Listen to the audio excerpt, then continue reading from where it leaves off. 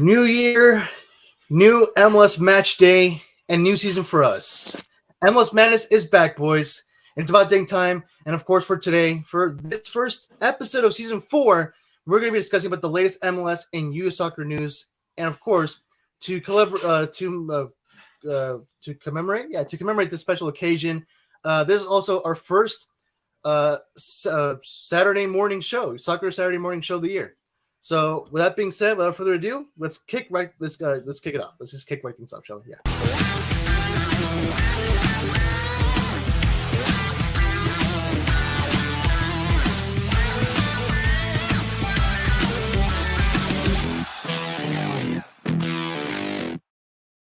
What is going on, guys? Football Galaxy here, and welcome back to MLS Madness. This is the show where we talk all about our favorite league in the whole wide world, Major League Soccer, and of course, where we also talk about U.S. soccer as well. And like I said, guys, this is the first episode of season 4. We're starting off the year with, of course, a brand new show, and of course, this is the first Soccer Saturday morning show of the year as well. And I do tend to make some more Soccer Saturday morning shows as well. These morning shows where we, go live before the first match of the new MLS Matchday kicks off. And with me to accompany on today's first episode of the year of season 4 is, of course, my boy, the one and only, the guy who sadly the guy who lives in Dallas but goes for Seattle Sounders.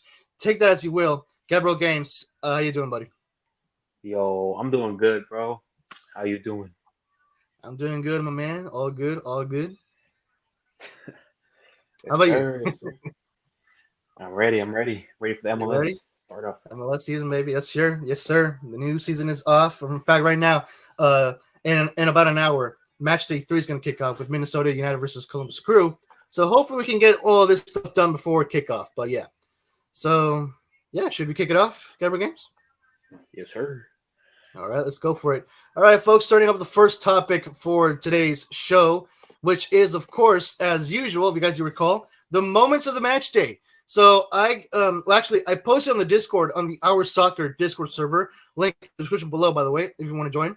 I posted an announcement to choose the best matches, or in your opinion, which was the best match of the match day between match day 1 and 2. So I picked out what you guys in the Discord picked. I picked out what were the top games of match day 1 and 2. So let's get right into it, starting off with the first match that we'll talk about, which is probably the biggest one, with the biggest score, I should say, which is Portland Timbers versus Colorado Rapids. They got a 4-1 win. The Timbers, they're starting off the season very well. Phil Neville is starting off his new MLS season with the Portland Timbers very well. Of course, they got a 4-1 win. Taking a look at that fixture right now, if you guys cannot read it because it is in small letters. So Williamson scored at the 9th minute for Portland Timbers.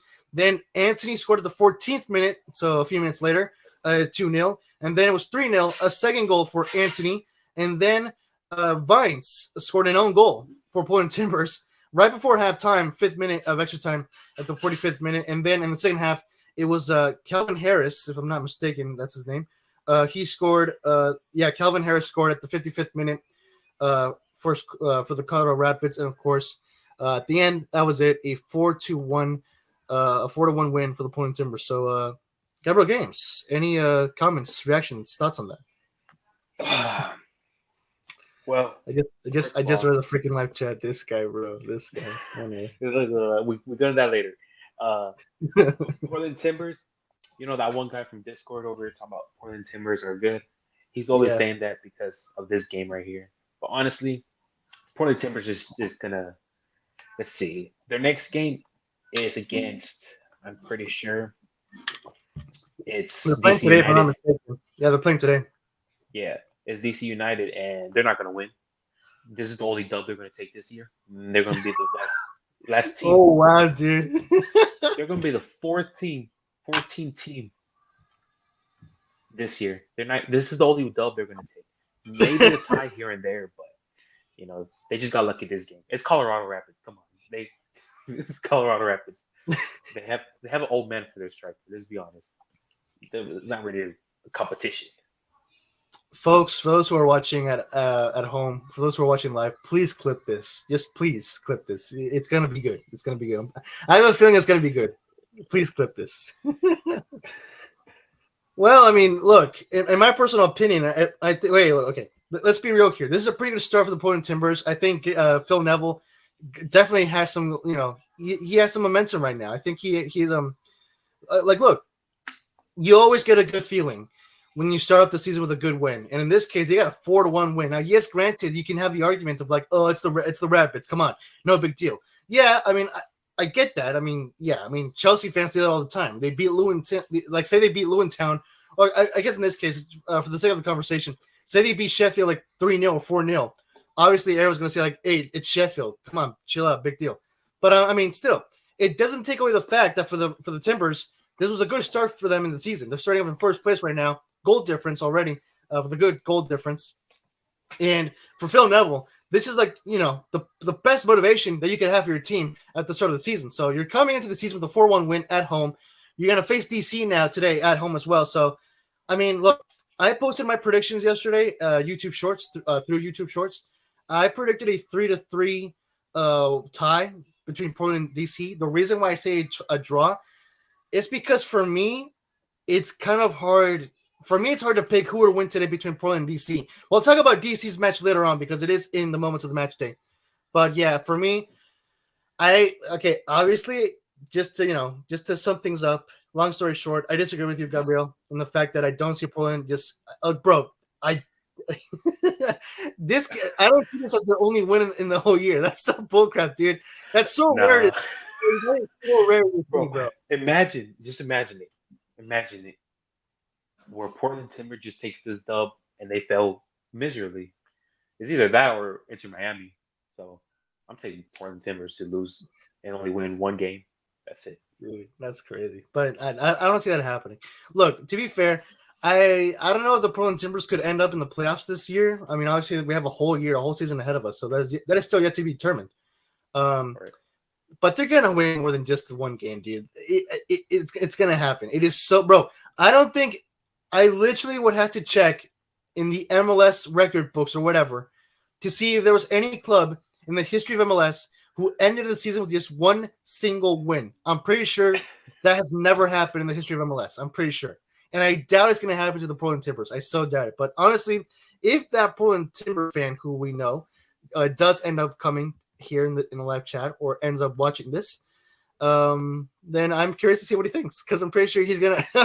I'm pretty sure he's gonna go all over you, dude. Once he hears what you said. I don't care, bro. I restructured them once. I can stretch them again. Right. All right, then, guys. So with that being said and done, let's move on into the next moment of the match day, which was it is your club, Gabriel Games. There you go. It's a win for FC Dallas. They defeated the San Jose Earthquakes at home 2-1, as of course they did debut their new 2024 home kit. So did San Jose. They also made their debut with their new away kit. So taking a look here at the results and at the stats, it was Asir Ilaramandi who scored at the first. It was Benjamin Kikanovic who scored the first goal of the match at the 6th minute. 6 minutes into the game for San Jose to lead 1-0, and then it was Asir Ilaramandi who scored the tying goal at the 25th minute for Dallas. And then in the second half, at the 90th minute, at the 4th minute of extra time, at the 90th minute, it was Dante Sealy with the game-winning goal to give Dallas the 3 points at home. And of course, taking a look at the stats here, this is by the way, the stats are from FootMob, from the FootMob app. Dallas had much more domination in this game. They got 53% possession compared to San Jose, who got 47% possession, and then 21 total shots from Dallas, only 10 from San Jose. So honestly, this game for Dallas was their game to lose. They had to win this game because they were just dominating the San Jose Earthquakes. But now, moving the spotlight back to our Dallas boy, Gabriel Games. Your thoughts on the match? I was watching this game, right? And I was like, all right. I was like, we got scored on, right? And I was already worrying. But then I remembered, it's just the first half. Dallas always comes back. And I mean, San Jose Earthquakes are rebuilding, I'm pretty sure. And overall we just dominated. Like you said, we had more position, pass accuracy, it was pretty much the same. We just have 1% more accuracy. Um, but overall, Dallas currently stands second place, and honestly, we are gonna probably be fourth, fourth or third, fourth or third in the league because this one right here determined whether we lose or not. And plus, I remember you said that we lost Paul Areola. And Hugh and Gorilla Cook said we didn't have Paul Areola, and I was confused about it. But look, we're winning. We're gonna take it one game at a time, and that game was just beautiful. After my Sounders lost, I had to depend on Dallas at that day. So, everything was calm. Everything was calm. There you have it, folks. Live here on the MLS Madness show. Get Real Games is a what do they call it? A trophy? What do they call it? Oh yeah, Glory Hunter. Is a Glory Hunter. No, bro. Yeah, right there, bro. Bro, you just admitted it, bro. You clearly said my Sounders failed, so I had to go with Dallas, bro. This man supports two teams in the same league. What kind of a fan is that? Look, I'll be honest with you, right? I support Sounders due to the fact because they had Clint Dempsey, they had Martins, Oh gosh. They had Lodero, Morris, Rodriguez, and Stephen Fry. All right, 6 people. Stephen Fry is injured, pretty sure. Dempsey retired. Lodero left us. Martins left us, and now we only have 2 people. And as soon as those 2 people left, I don't know. Maybe I'd become a full Dallas fan. But till then, no. Sounders, and then Dallas. I want to clip that, dude. I want to clip that. All right. I'll clip it for you and I'll send it. All right. Sounds good. Sounds good. Going back on the Dallas talk, very good win for Dallas. And you know what? To be fair, I do agree with you. I do think that I do think that this season Dallas could end up in the top 5 in the Western Conference. I think it's possible. They did get a new signing, which is hold on, let me check. I think he was from Benfica. Peter Musa. Yeah, Peter Musa. And they did get Patrickson Delgado from Independiente del Valle. So make no mistake, for the first time in who knows when, Dallas actually granted it's 2 or 3 signings only, but you cannot say that Dallas did go actually forward in getting these significant signings, which they did this season. So who knows? Maybe we may legit see FC Dallas go far into the playoffs if they do reach the playoffs, which I do think it is likely. So we'll see. Got Real Games. Being realistic, do you think that Dallas could? Okay, 2 questions. 1, do you think that Dallas could go far into the playoffs this season? And 2, where do you think they would end up in the playoffs? Honestly, I feel like it's playoffs and then not semifinals, quarterfinals. I think they'll end up quarterfinals. And honestly, it's gonna be like a penalty. It's gonna be Dallas losing the first game, and then coming back second, and then out of nowhere that team scores the last winning goal, and that's where Dallas gets eliminated. So Dallas is gonna put up a fight, pretty much. I'm saying, so they're gonna get eliminated in the quarterfinals. And I completely forgot what was your second question. Well, actually, you just answered it, because my second question was where how far do you think Dallas could reach could go into the finals to the playoffs? So you just answered it. Okay. What was the other question? That was it. I thought you said 2. Yeah, the first one was, do you think that my first question was do you think that Dallas could if you just forget it. Bro, I make you lose brain cells, don't I? I make you lose brain cells so bad.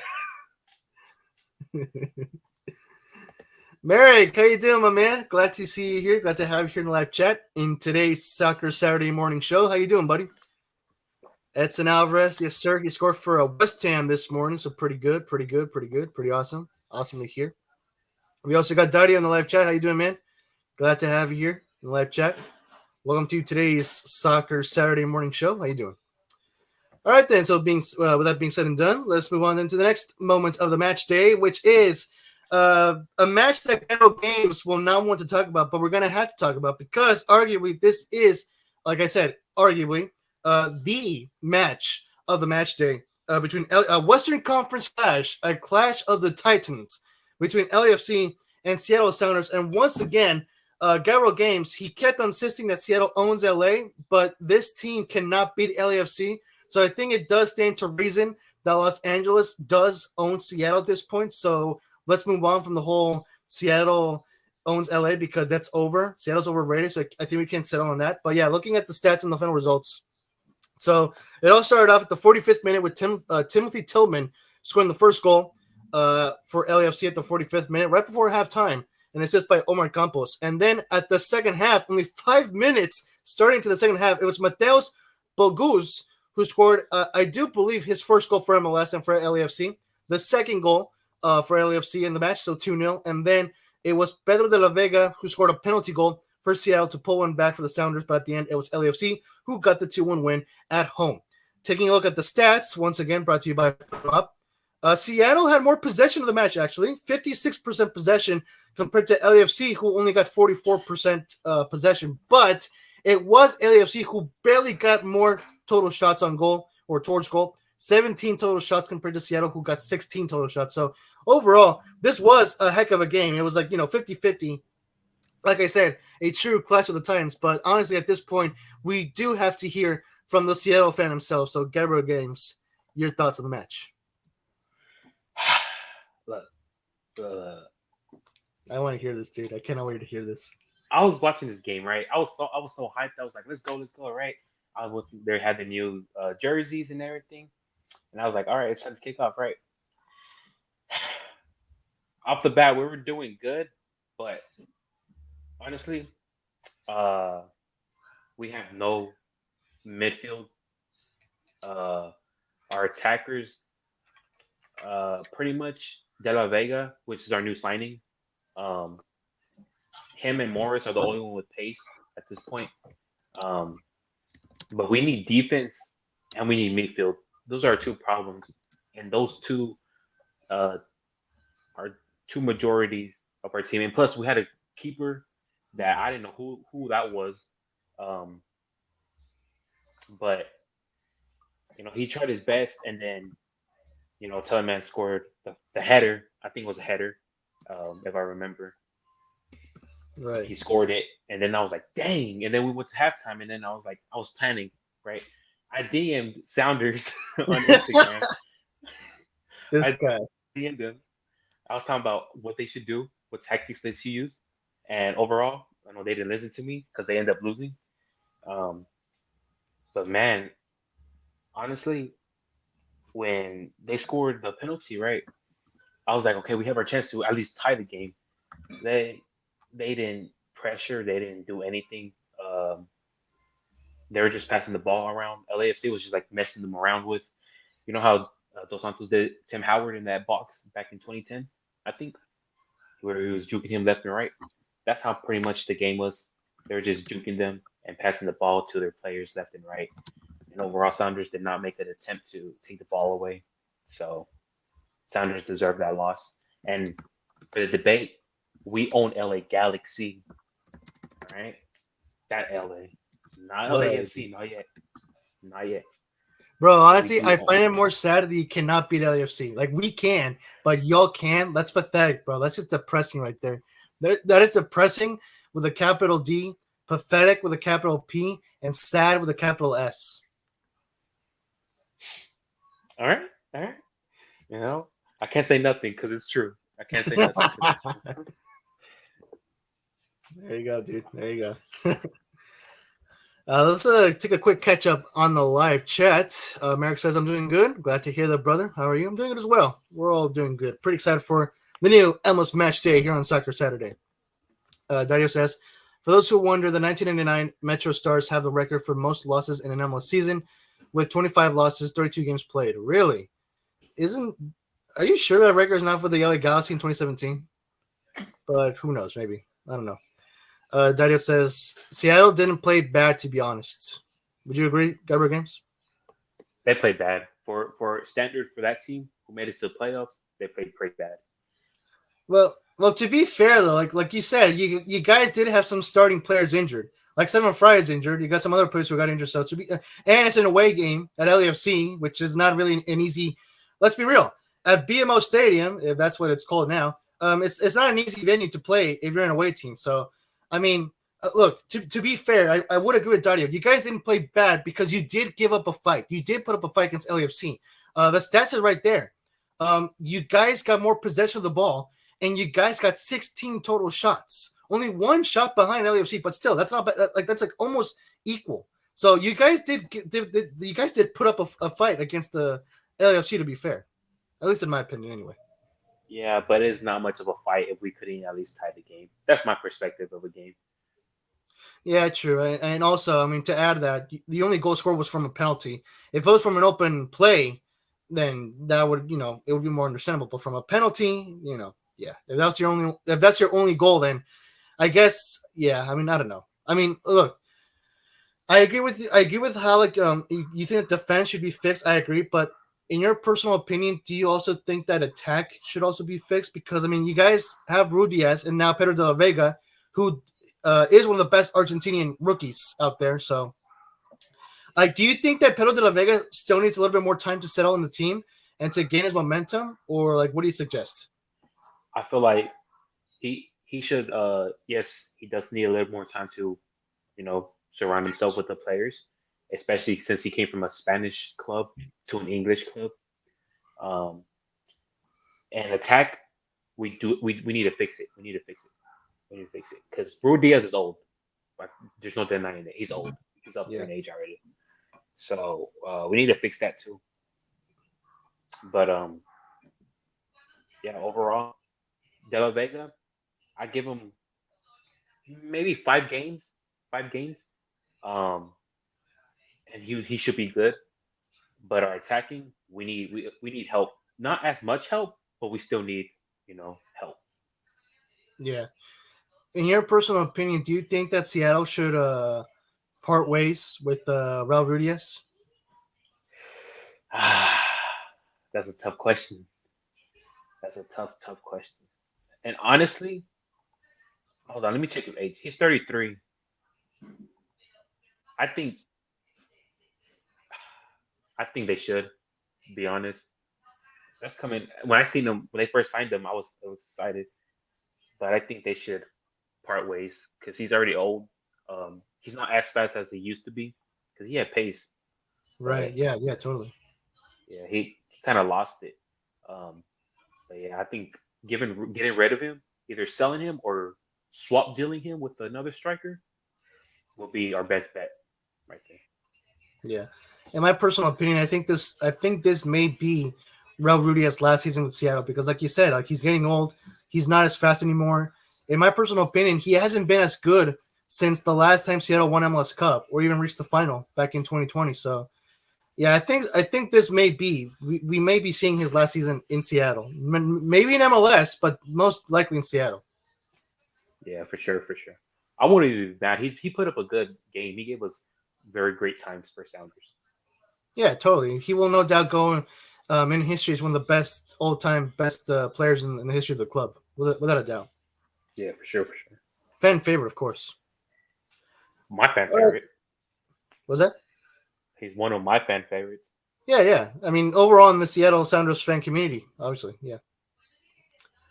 All right, then. So that being said, let's move on to the next moment of the match day, which is DC United. So if Annual Cup cannot join us today for today's Saturday morning show, but we will, of course, talk about that match because it was the second biggest score of the match day last weekend as DC United beat New England. Yeah, I don't know, bro. I said New England, and then I looked at the logo, and I thought it was New York City.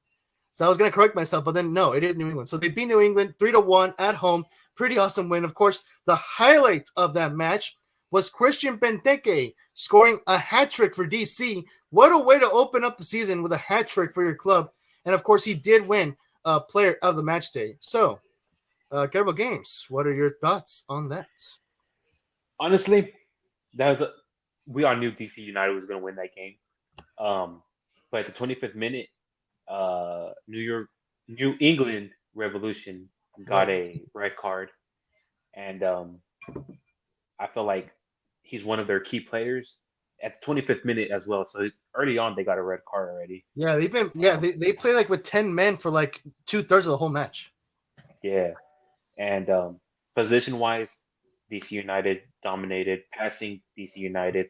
Pass accuracy, DC United. So DC United wanted the game more That's overall. crazy, dude. 30 total shots for DC compared to 10 from New England. That is crazy. Yeah, It was their game to lose. Yeah, that goes to show that they wanted it. They wanted to win. They wanted to be at top of the table, and overall, they did good. Plus, what's his name? Bennett. Chris. I'm just call. Yeah, him.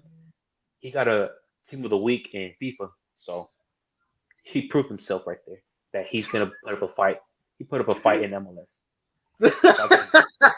All right, let me get this straight. You're saying that the only reason why he's gonna put up a fight in MLS is only because he won a Team of the Week card in FIFA. Yeah, honestly, it's been through history. Anyone that gets a Team of the Week, no, hear me out. Anyone that has gotten the Team of the Week in the MLS for FIFA or FC24, whatever the freak is called now, always do good. They always do good in the rest of the season. So I think DC United may make it far as well in the playoffs if they start playing like this. If they play like this, they'll make it far in the playoffs. I agree. I totally agree, except for the whole FC24 part. For those who are watching in live chat, audience, please let us know if you agree with that point that Gabriel Grimm stated, that it's proven in history that a player who gets a Team of the Week card goes far. And please fact check, guys in the audience. Please fact check for me. Thank you. I appreciate it. Merrick in the live chat appreciating Gabriel Game's interesting comments, shall we say. But yeah, Merrick agrees with me. What was that? Merrick agrees with me. Okay, I only agree with you on the part that DC can or / could go far into the playoffs if they play this way. I totally agree. And yeah, that was the question that I was going to ask you, actually. Do you think that DC could possibly reach the playoffs this season? Yeah, for sure. Yeah, if they play like this, yes. Yeah. But if they go downhill, like Portland Timbers will, then no. Yeah, totally. I mean, obviously, this is barely one game into the season, barely the first match. Today, they face, let me check. Today, DC faces the rival, isn't it? Oh yeah, Portland. Duh, yeah, they face Portland. I don't know what happens to me sometimes. They face Portland today at 7:30 p.m. Pacific, 10:30 Eastern time. So they're gonna go to Providence Park. It's gonna be an away game. That's gonna be a tough game, to be honest. But more reason why I predicted a 3-3 draw. It may not be 3-3, but I do predict a draw in my opinion because it's gonna be a tough game. I'm gonna tell you how it's gonna go. Oh, Portland Timber scores 1 goal. DC United scores the second. DC United scores another goal, 2-1, and that's how it ends. A 2-1 victory for DC United. All right, cool. But what I was gonna say was that like I was saying that like it's barely the first game of the season, barely first match day, so anything can happen until then. One win here does not really declare anything. I mean, it does give you a good start, obviously, into the standings, into the season. But there's still plenty of games to go through to go ahead. So from here to the end of the season, anything can still happen. So like Gabriel Game says, I agree. If DC continues to go on this form, then we may legit see DC United reach the playoffs for the first time in a while. So who knows? We'll see. Dario says in live chat, highlight of the game was Carlos Gil's golazo. Yeah, I agree. That was a pretty awesome curve golazo there from Carlos Gil. Just unfortunate, of course, that it didn't result too much afterwards for New England. That was just the only highlight for them that they did of the game. But yeah. So moving then on to the next highlight of the match day. Let me cue it up here really quick. And I do believe this is the match that I want to talk about. Yes, it is. It is my match. LA Galaxy tying against Inter Miami, a 1-1 draw at Dignity Health Sports Park. It was our home opener, our first match of the season.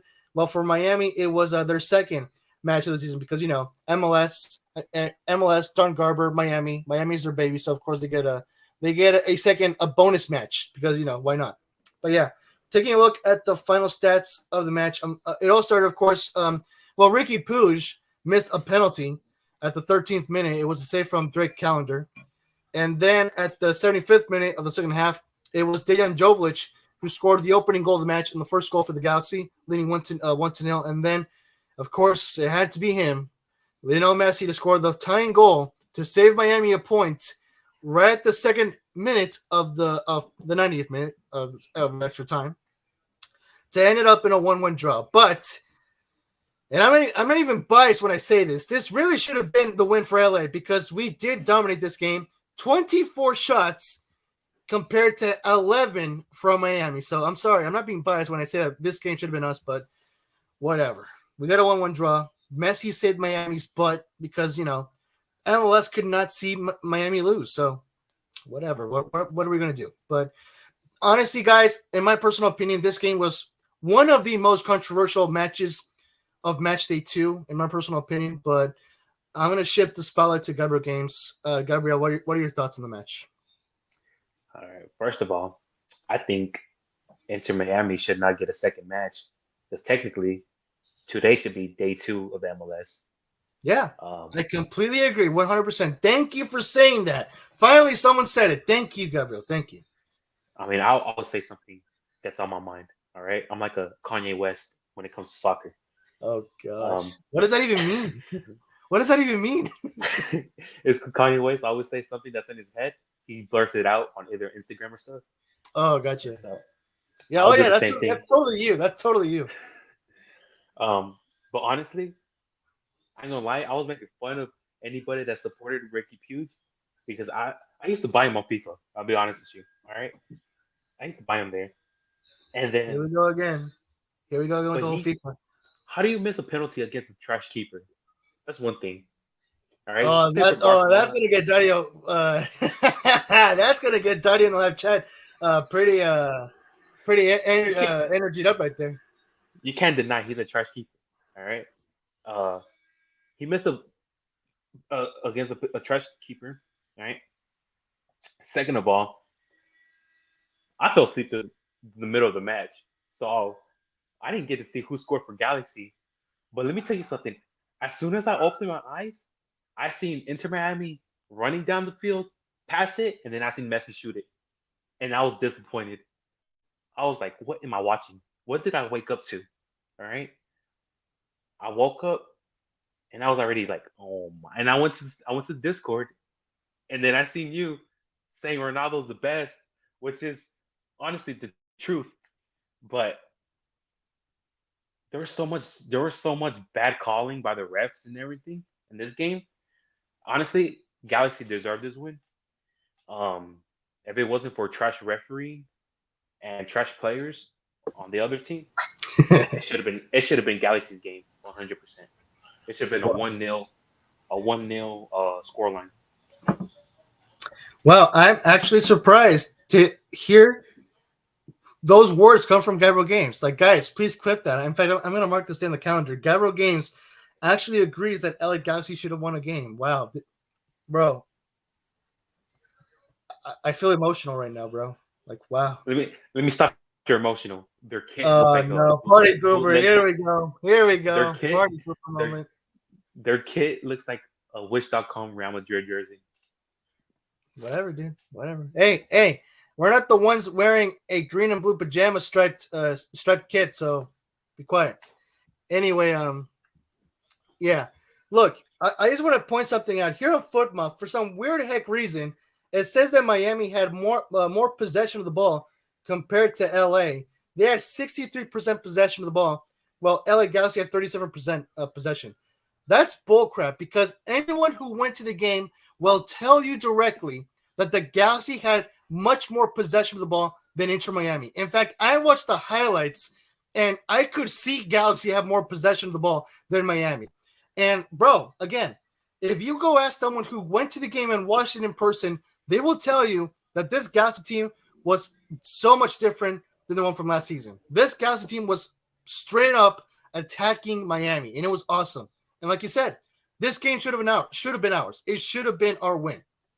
But at the end, I guess we got unlucky, and Miami got their freaking point, but whatever. But yeah, look, I want to deep more into this game because, like I said, in my personal opinion, I think this was one of the most controversial matches of the match day. But one thing, like, look, going now to the point that you mentioned, Gabriel, about the referee. Look, one thing that we all have to remember, and this will continue on to match day 2. In fact, this will continue on until the referees scandal gets agreed on. Everyone seems to forget that MLS right now has these replacement referees. They're going to be in every game in MLS until an agreement has been reached with the pro referee or association and whatever it's called. So honestly, these outrageous, controversial calls from the ref are going to be inevitable. We should expect it to happen because these are not pro referees. These are replacement referees. So which brings me to the next slide that I want to share with you guys. Shout out to Watch a Boy who shared these screenshots. So the referee for the LA Galaxy versus Inter Miami game was a guy called Gabriel Chiampi, who just so happens to be a DJ in real life. This guy's not a professional referee. He's a DJ. So granted, one could say that we were robbed from this game because of the referee, but also it was expected. This type of bullcrap moments is expected because MLS does not have pro referees right now in the game. And it's going to be like that. It's going to continue to be like that until MLS agrees with until there's an agreement with the Pro Referee Association. So, look, I want to add something on the referee thing. I was doing my research, right? I usually don't do research. That's how you know I was invested in this. They ain't getting professionals, and I searched up how to become a referee in the MLS. Oh, geez, here we go. And I found it. I know where this is going. It says sign up now and stuff. You first take a digital thing, and then you take a physical, and then you go to your nearest place they tell you to. So I'm gonna sign up. And trust me, I will be the best referee the MLS has ever seen. 100%. You're gonna see Messi coming up to me. He's like, "That's a red." I'm gonna tell him, "Shut up, you leprechaun. You're short. You have pointy ears. Go over there." As a matter of fact, I'm gonna tell him, "Come here. I'm gonna spell a red card on him and tell him, go over there, boy." Oh nah, bro. 100%. I will do that. Jeez, dude. Oh my gosh, bro. This guy just dreams of just being in a boxing ring with Messi and beating the crap out of him at this point. No, because come on, bro. That's Galaxy's game right there. And they got a red card that wasn't even a red card to begin with. We're gonna talk about that, by the way. We're gonna talk about that, yeah. Yeah. I mean, this guy was a DJ. He was thinking of music while playing refereeing. So every time he blew the whistle, he was thinking, make a beat with this. That's what he was thinking. Yeah, probably. But one thing that I want to go back really quick, which is something that you mentioned. Now, granted, okay, let's just put the whole referee controversy thing to the side. One thing that I do want to mention is that even though the Galaxy had more possession, they had more dominance in the game, they had more control, and obviously more shots towards goal than Inter Miami throughout the whole entire game. I will admit, and I did see the highlights, I will admit, you mentioned that Drake Challenger is a trash goalkeeper. I will disagree on that because he did stop more than several shots from the Galaxy. That guy was annoying because he was a wall. He kept blocking several shots from us. So we could have easily won at least 2-1 in this game. We could have easily won 2-1. But yeah, Challenger was just outrageous. He had a very good performance. I will give him that. I will admit that. He's not a trash goalkeeper. He was he did stand up to the task. So do you have a striker though? And the reason why I say that is because I did see Dadia's reaction when you called Drake Challenger a trash goalkeeper. I told you would freaking spice him up. Told you. Hey, that's what I do. I say the most random stuff. That's facts in my head. Oh my gosh. Pajama Kid. Yeah, yes, sir. You stole that. You stole that from me. I said that in the Discord, and you took it from me. 100%, you did. Okay. I don't even know what you're talking about, but sure. Okay, sure. Merrick says Football Galaxy had to call the Sounders kid a pajama kid. That's hilarious, bro. It's because it is. It is. It even has the blue shorts and the white socks. That's a full-on pajama kit right there. You can buy it right now at Macy's, at Target, at Walmart for only $7.99. Bro said Macy's. Merrick says, "What the heck, MLS? What are you doing, man?" Yeah, no, yeah, it's a mess. It's really a mess. It's a mess. Merrick says, "Get real refs in." Well, like I said, right now they can't do anything about it until an agreement has been reached with the pro referees. So we're gonna see what happens. As of right now, no development has been announced. So we're gonna see what happens later on. Hopefully, for our sake, look, for the sake of the players and for the sake of the fans, hopefully an agreement can be reached sooner rather than later, and we can finally see some pro referees back in MLS. Because, like I said, right now, like, look, I wouldn't be a bit surprised if we see more controversial calls today, and tomorrow for Matchday 3. I would not be surprised. It's going to continue to be like this until an agreement has been reached. So, guys, expect this. It's going to happen. It's inevitable. Unfortunately, it's inevitable. This is why I'm trying to become a ref for the MLS. Because look, no, hear me out. I'm not gonna do biased things that I would have done if I was. Bro, you're gonna give Messi a red. That's biased, bro. How's that biased? Bro punches people, no one bats an eye. But Ronaldo does it, everybody freaks out. Like, come on, bro. Like, honestly, like, this dude is protected. And with me, he's not gonna be protected. Bro better run the other way. That's what he should be doing. Matter of fact, he should not be top. He should stand in the bench. As a matter of fact, I'll just go to the bench and give him a red at this point. Oh my gosh, dude, what the heck? Like, as soon as I see him get off the bus, a red card. Bro, this man hates Messi with a passion, bro. Messi lives rent-free in his head at this point. Oh my gosh. Wow. Dario says, Gabriel, too similar to Gabriel. I mean, it's quite literally the exact same thing. They just added an E, so it's like, I don't know. What do you expect? It's literally the exact same name. Drake is our keeper. All right. He's talking about the singer, the rapper Drake. That Calendar's. Wait, hold on. Isn't Calendar's first name Drake? It is, isn't it? Hold on. Frankly, I don't care. Yeah, Drake Calendar. Yeah, that's his first name. Bro, he's talking about the goalkeeper, not the singer. What the heck? Well, he's referring to the keeper as the singer, as the rapper. Drake. Whatever. Merrick says Gabriel's gonna give Messi a free red card for doing nothing, bro.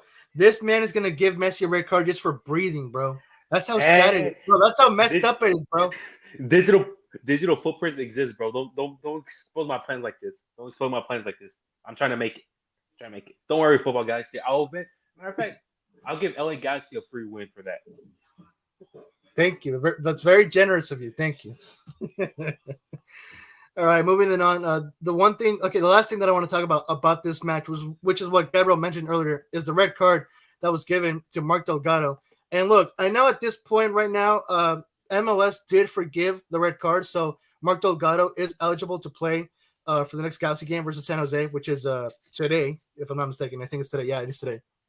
But I still want to talk about this because, in my personal opinion, this call was just outrageous, and the fact that they didn't even go to VAR is just insane.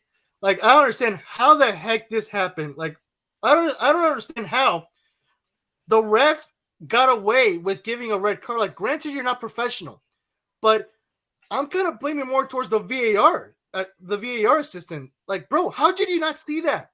Like, come on, it was in every replay. How did you not see that this was not a red card?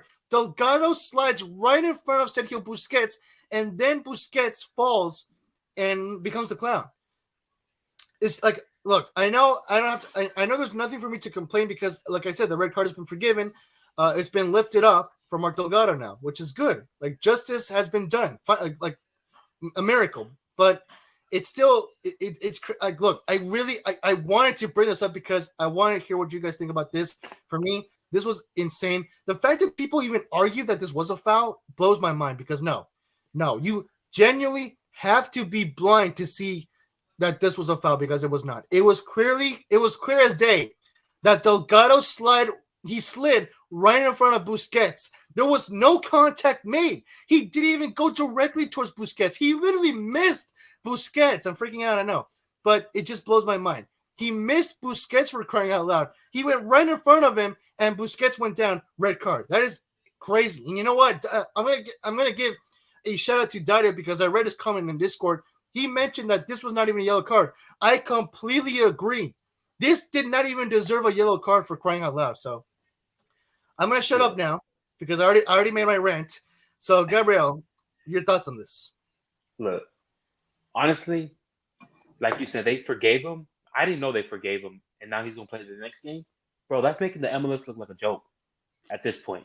It's literally making the MLS look like a joke. First of all, they're giving cards out and then forgiving them because we looked at the footage, it's not actually foul. Second of all, they don't got real referees. Third of all, Inter Miami exists now, and honestly, like this calling, bro, even that blind who's that blind celebrity that black blind celebrity, what's his name, uh Who? you know that blind celebrity who was a singer, uh Uh, Stevie Wonder. Even Stevie Wonder could have seen this, that's clearly not a foul, bro. oh wow, I did not see that one coming. Stevie Wonder could have seen that and be like, bro, that's not a foul. Even I bet you he'd be like, let me be a referee for the MLS and be like, all right then, bro. Like honestly, like this this right here is clearly making the MLS look like a joke. And honestly, when people make fun of the MLS, they're gonna bring up this and they're like, you get a red, they forgive you. The referees are not even real referees. Like this is just straight up a joke at this point. Like this season is gonna be a tough season, not because of the uh, players, but because we don't have professionalism at this league right now. Yeah, I agree. I think Gabriel again was like, bro. I gotta clap, bro. That was spot on, very spot on, Gabriel. I totally agree. Like I said, it's gonna be a tough. This may generally be a tough start to the season for MLS because, like you said, there's no pro referees right now. Like, bro, this game was not the only controversial game. I heard some complaints about Orlando versus Montreal, Nashville versus was it Red Bulls? I think it was Red Bulls. Yeah, Nashville versus Red Bulls. In those two games, the fans were complaining that the ref was just outrageous in that game, and yeah, unfortunately, it's not going to stop. It's going to continue to go on. It's going to continue. So, yeah.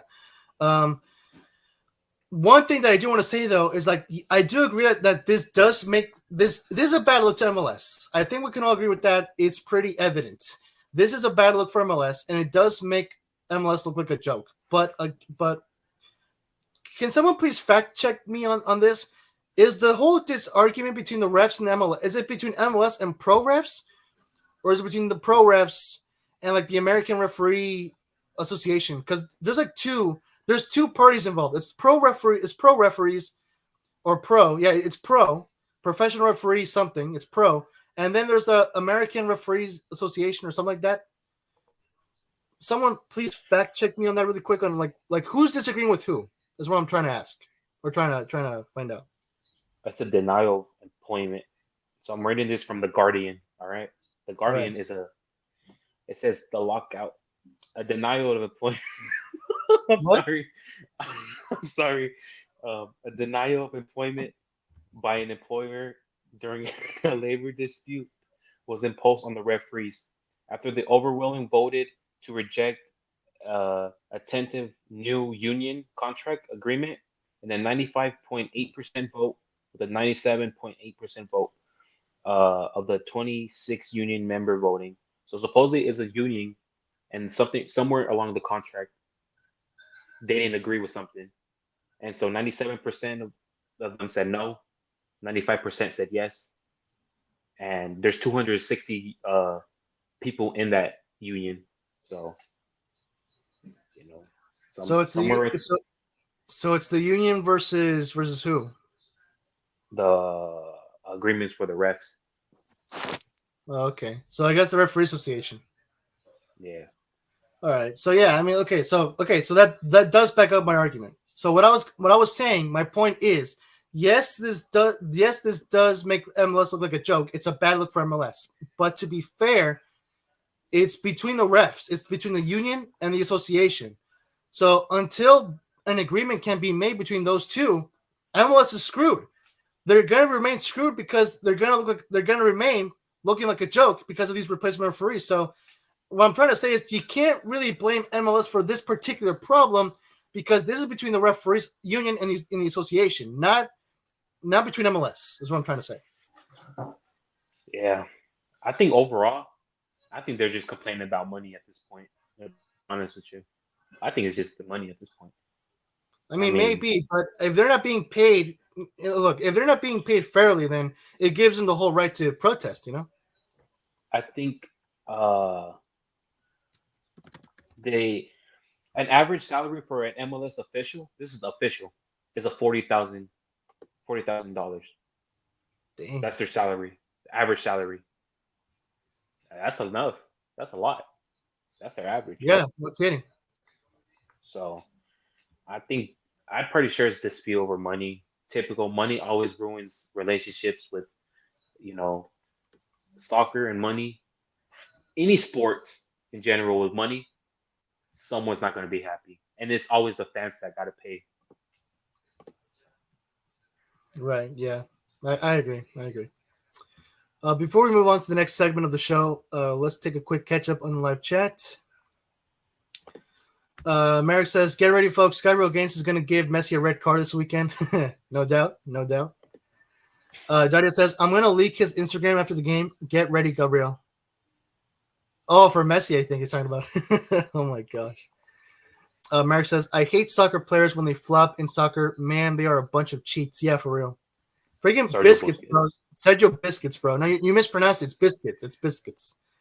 Dario says, "Yo, you need to be a DJ to see the foul." For real. Honestly, dude, honestly. Dario says, "MLS ruining the Messi era." They kind of are. They kind of Messi era. Freak the Messi era. We don't need the Messi era in the MLS. are. Nice.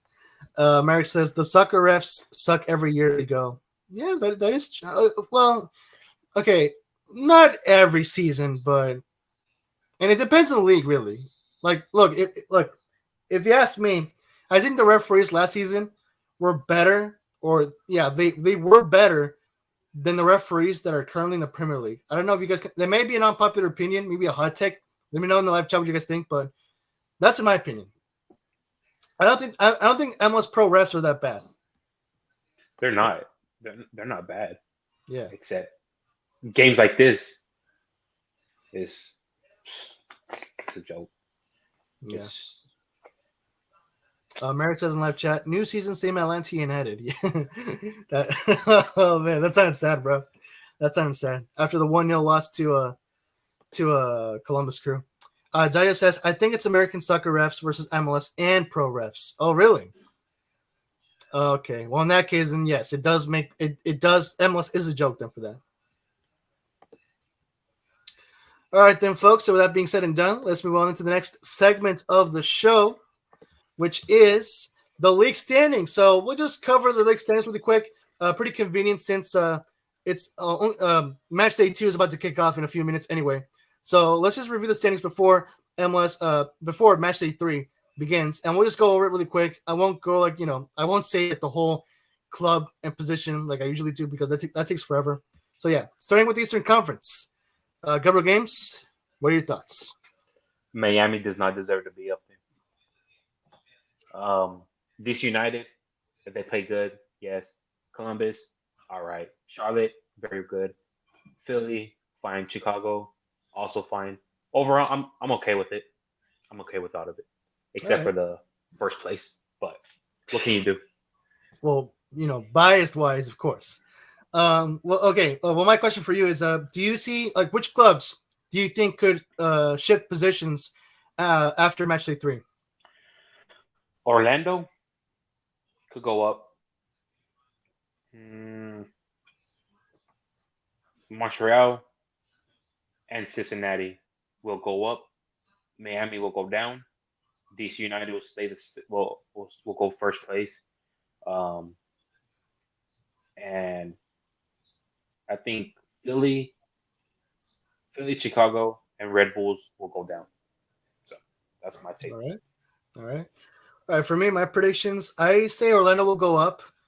I think Miami will remain in first, to be honest.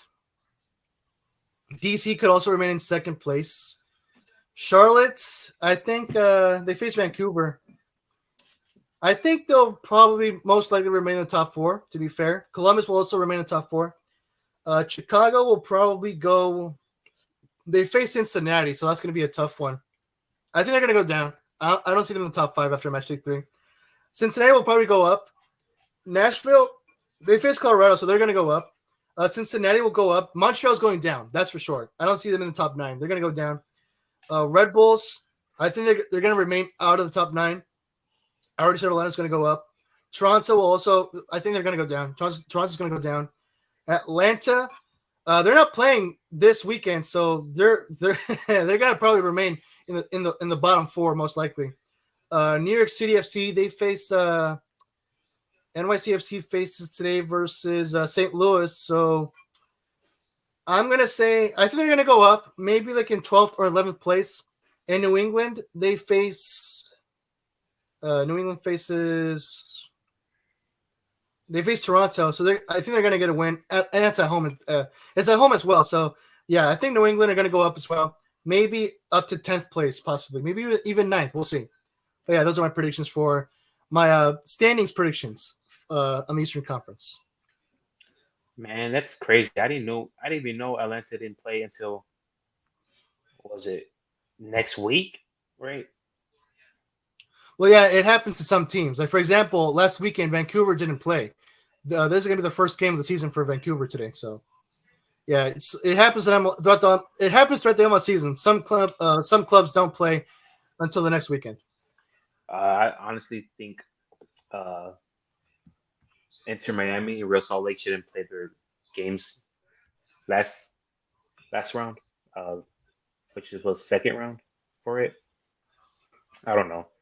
Get confusing to me at times. So yeah, I understand you. One of the difficulties, if you will, the mysteries of MLS, if you will, is what I'm trying to say. Yeah, American soccer. Yep. Catching up with the quick on the live chat.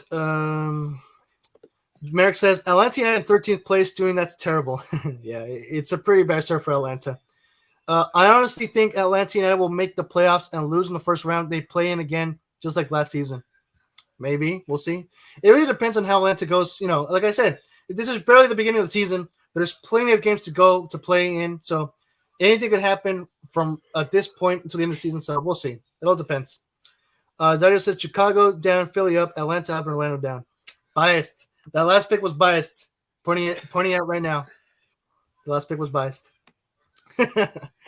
And Dario says, and yes, we shouldn't have Matchday 1 Miami versus RSL. Hey, he agrees. There you go. Miami fan agrees. Miracle. Mark that on the calendar, boys. Miami fan is unbiased. I'm just joking. But yeah.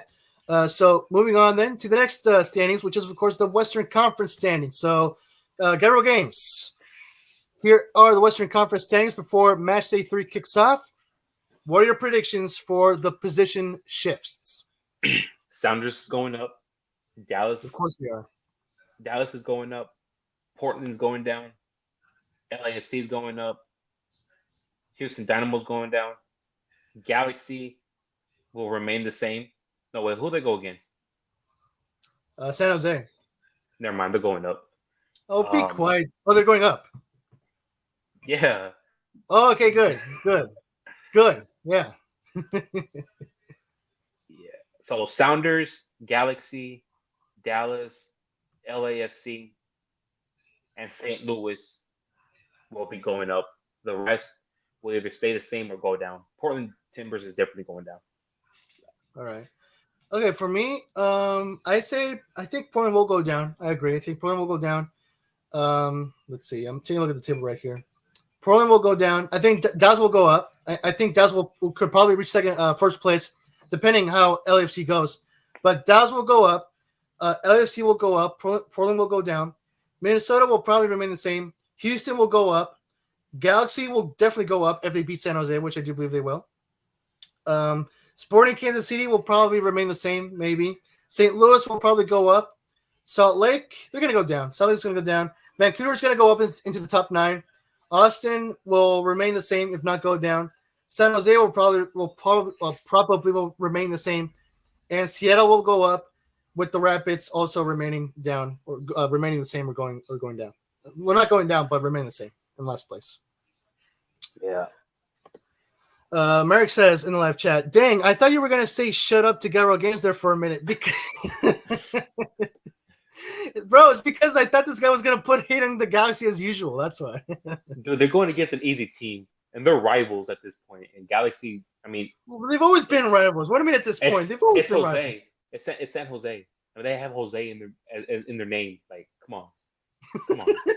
Oh my gosh!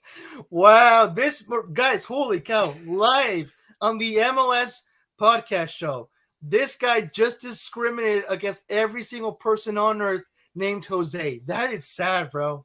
That is messed up, bro. It's true. Have you never met a Jose that's been annoying? I mean, I don't.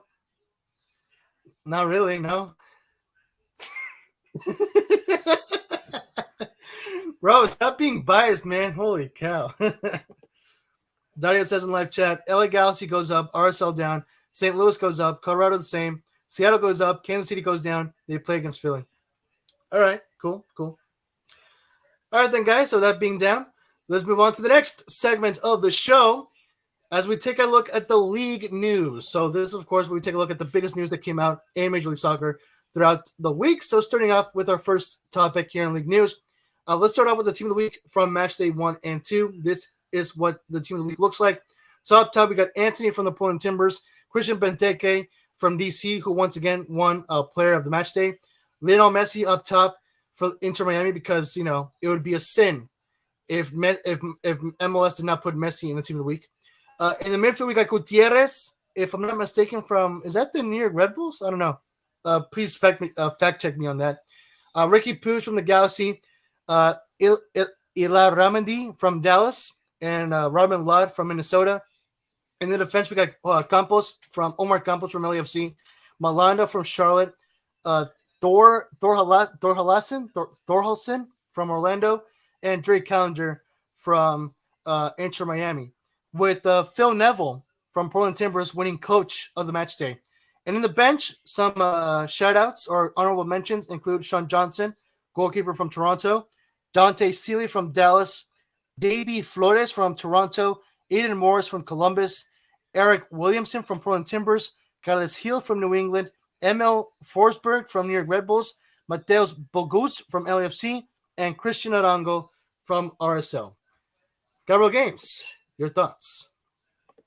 First of all, I'm gonna agree with MLS except for the Messi part. Hey, were you not? Why not? It's so predictable at this point, bro. No. So predictable. I'm not gonna agree with Ricky Puig, and I'm not gonna agree with the Messi one. I mean, let's be honest here. Puig played a bad game, and Messi really didn't do nothing but attack him. So, but overall, everything else, you know, I'll agree with. You know, I was going to exchange somebody for Messi, but I really don't. Who would? Like, who would you exchange Messi for? Let's see. What's his name?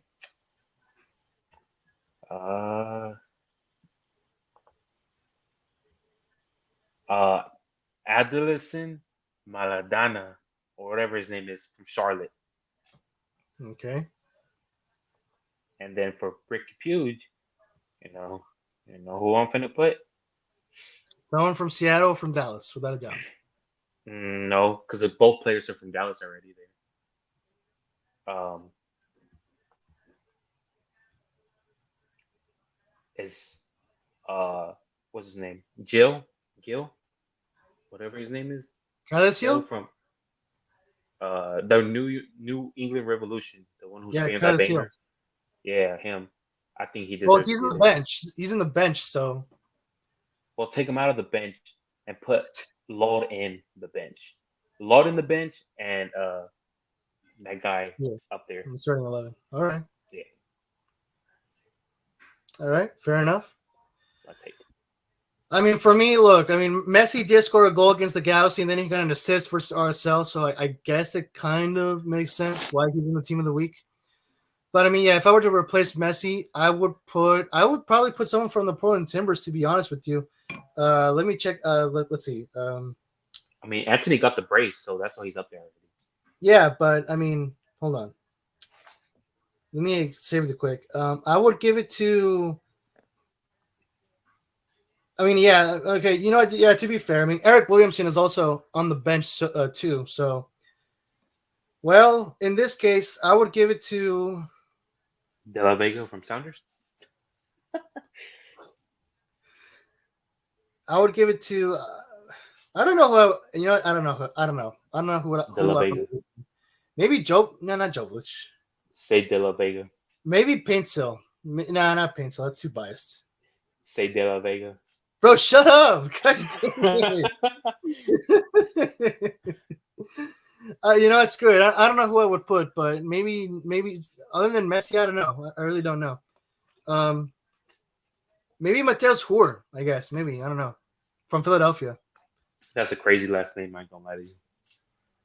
Okay. But yeah, taking a look at the team of the week. Other than that, yeah, I would probably put Carlos Hill over Robin Lott, as you said. I would also remove Ricky Puig as well. Not gonna lie, I would. I would probably put Edwin Cedillo, to be honest, over Ricky Puig. Other than that, I mean, yeah, I think I kind of agree with the most part. For the most part, yeah. Before we move on, let's take a quick catch up on the live chat. Merrick says, I'm excited to go to some more Atlanta United games this season. I hope one day I will get a selfie with Tego Amato. That would be awesome, bro. That would be pretty awesome. Bro, I already met him, bro. I met him already. He's at Walmart. Then I slapped him. Yeah. Merrick says, I feel like Gabriel is just saying that because he hates Messi. No, bro. You agree with it, though. Yeah, I do. I do. Exactly. Okay, you know what? Okay, look. I would replace Messi with an Inter Miami player, and that guy would be, hold on. That guy would be, I think it was one of their new signings. Diego Gomez. I would put Diego Gomez there. You know what? I'll take Diego Gomez. You know what? I'll put him. Actually, never mind. They signed him last summer on July 20th, so never mind. Not one of the new signings. But yeah, I do want to check on something real quick as well. Let me see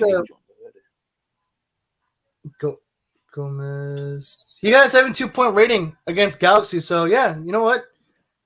I would put Gomez. Why not? It's just for the sake of it. Just for the conversation. Whatever. Exactly.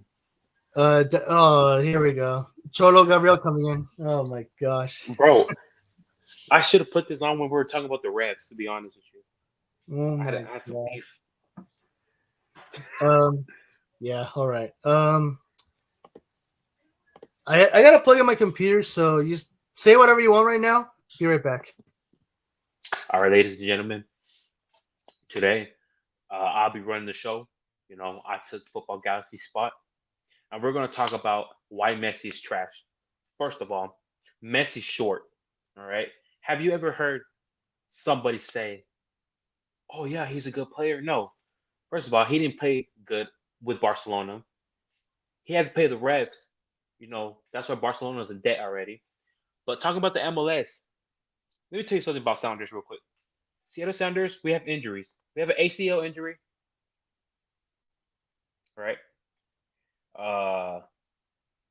Stephen Fry is gone. Jordan Morris is gone for the most part. FC Dallas is going to come back 100%. And, oh, there he is, bro.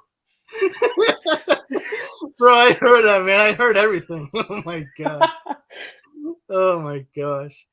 Dario says, Messi is objectively better. Than who, though? Than who? Not better than Ronaldo, that's a fact. Oh, dude, that was good. That was a good comeback, bro. That was a very good. That was good. I'll give it to you. Daddy says Paintsil. I don't know what player is that. Just kidding. Oh, this guy. Of course you don't know.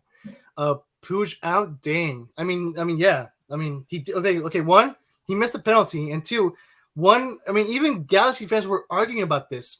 He kind of did let the goal for Miami, like he, like That could have been not 2-1. That could have been 2-1 at that point. well, yeah, for the missed penalty, but he kind of let the goal for Miami go through.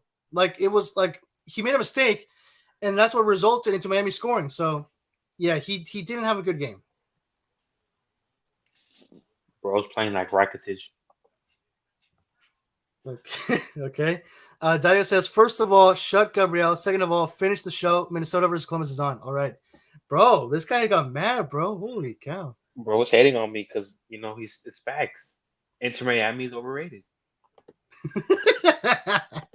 I think we can all agree on that. All right, guys, moving on to the next segment of the show, which is the U.S. Open Cup. So some news came out yesterday, actually. It is official. 19 teams from Major League Soccer will be joining the tournament. It will be 8 from MLS and a few more, the rest, from MLS Next Pro. So they will compete for the 2024 Lamar Hunt U.S. Open Cup. So this is the official roster of MLS clubs to join the U.S. Open Cup this year. We got Atlanta United, FC Dallas, Houston Dynamo, Sporting Kansas City, LAFC, RSL, San Jose, and Seattle from Major League Soccer. And we got Austin FC2. Is that Carolina? Carolina Core, if I'm not mistaken. Chattanooga FC, Chicago Fire FC2, Colorado Rapids 2, Crown Legacy, LA Galaxy 2, Minnesota United 2, New York City FC 2, New York Red Bulls 2, and Portland Timbers 2 from MLS Next Pro.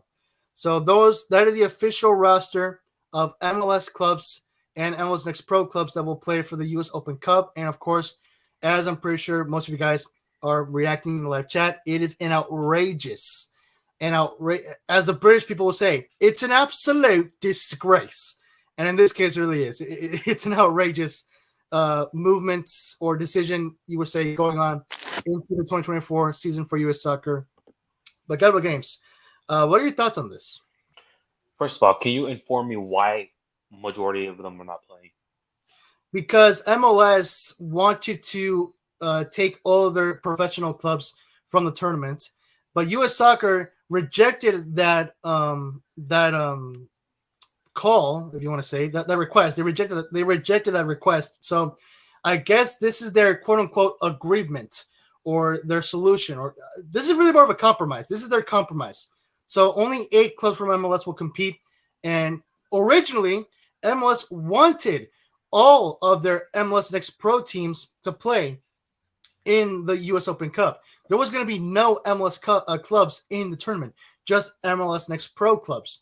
So this is their compromise, if you will. So only 8 MLS clubs and 7 from MLS Next Pro will not 7. My math is freaking out here. 11, right? It's 11. And 11 clubs from MLS Next Pro will compete in the U.S. Open Cup. That's why. Honestly, this is why MLS is a joke to the Europeans. This type of bullcrap they be pulling, like, come on, man.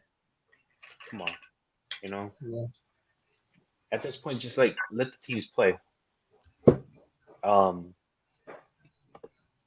If they wanted to,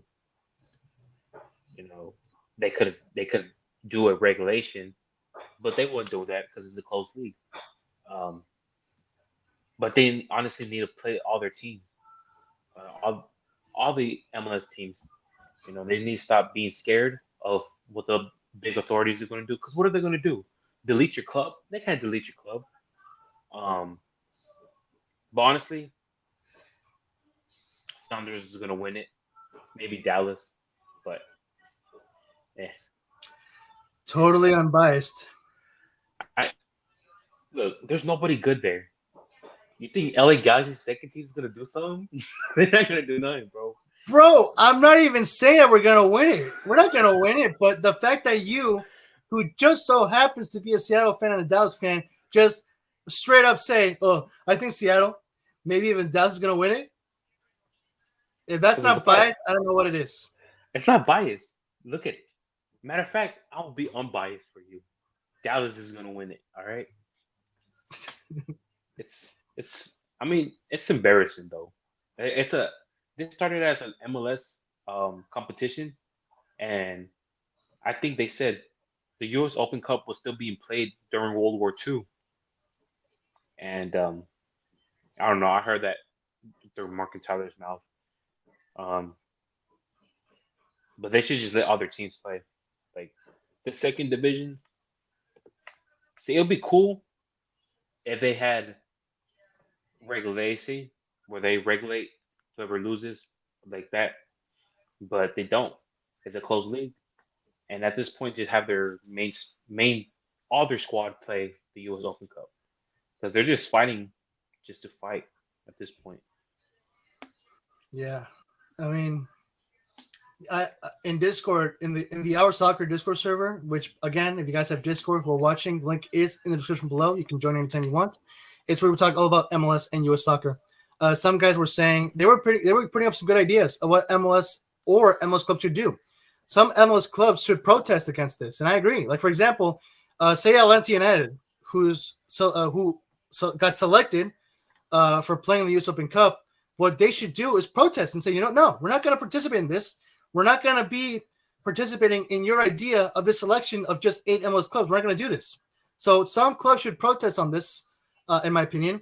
What others were also saying, which I think would be an even bigger effect, an even bigger impact, is that U.S. Soccer, the U.S. Soccer Federation, should take away the Division I status from MLS. That right there will make MLS freak out and cut the bull crap, if you will.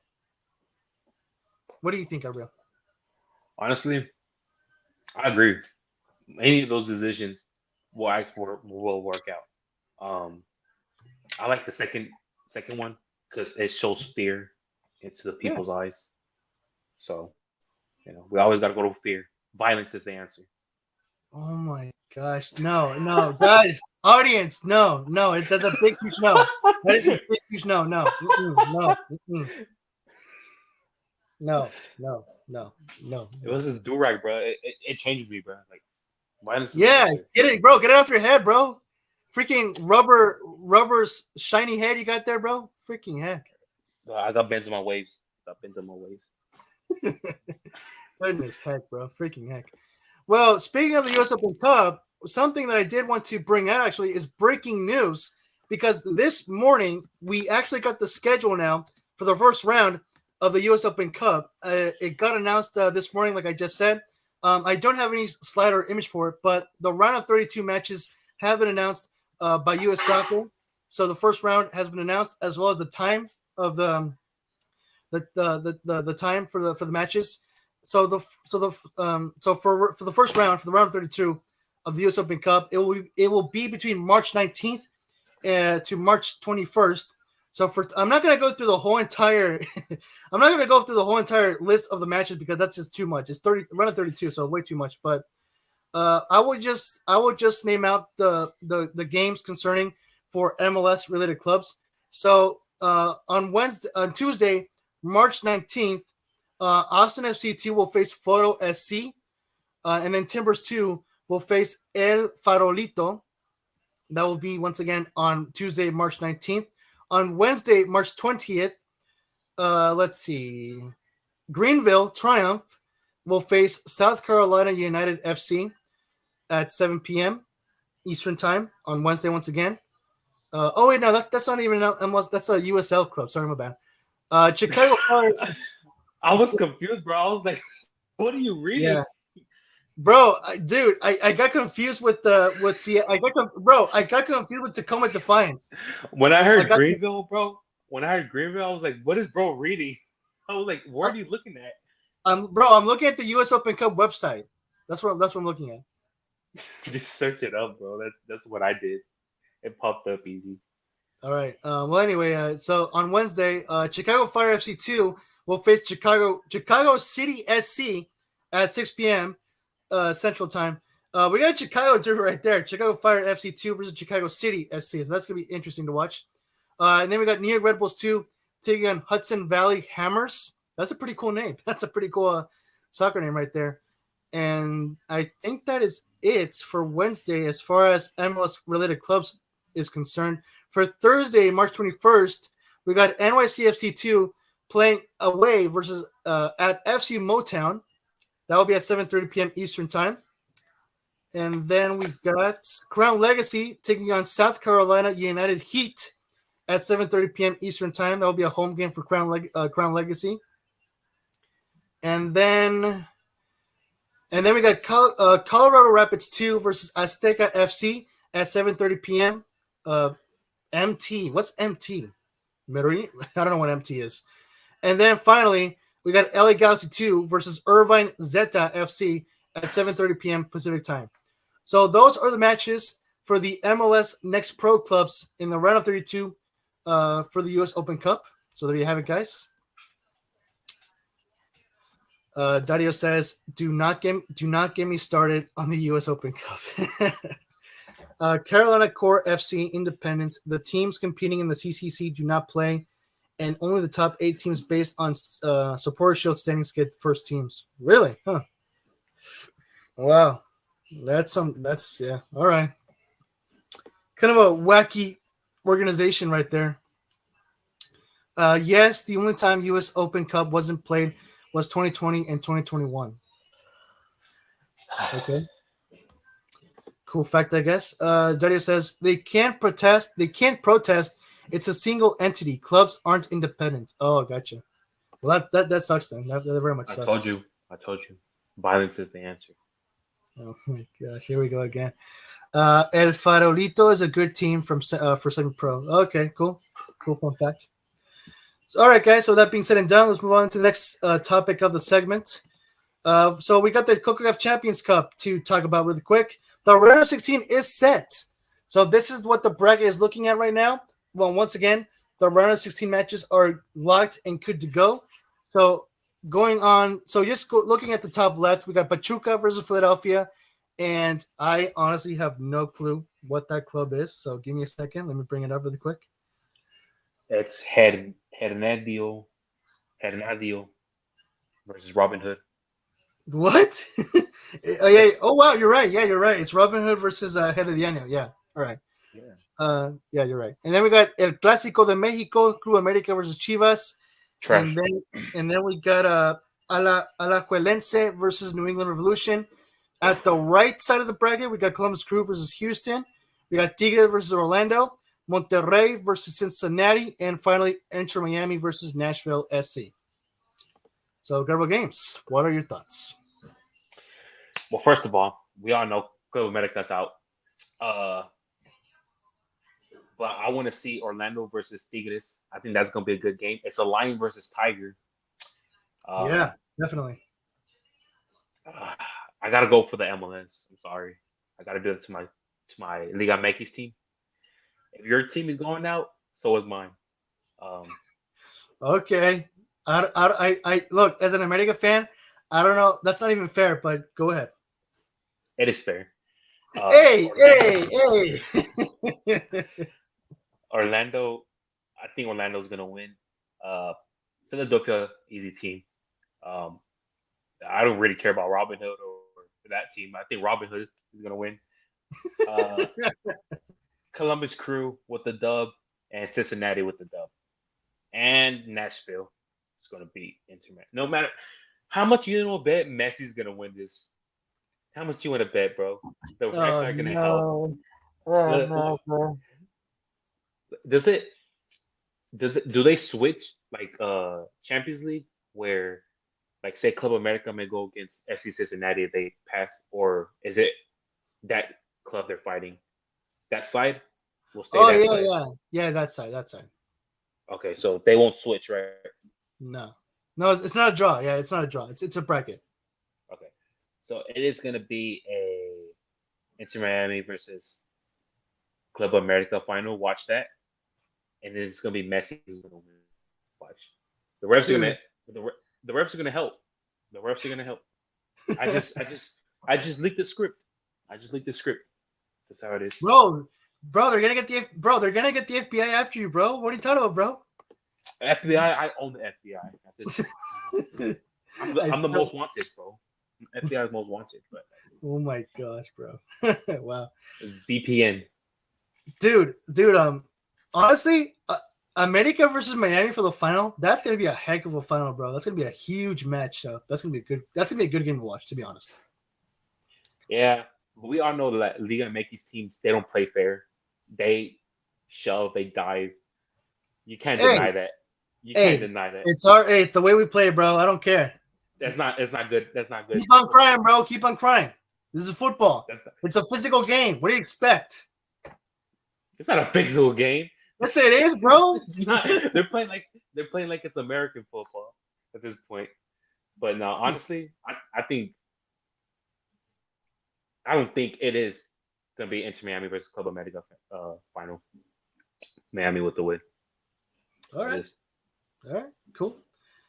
Okay. Well, I will share my predictions then. So for me, bro, Pachuca versus Philadelphia. That's gonna be a tough one. Let me check really quick on the standings for Liga MX. Pachuca is sitting at third place right now, so I would really not underestimate Pachuca right now.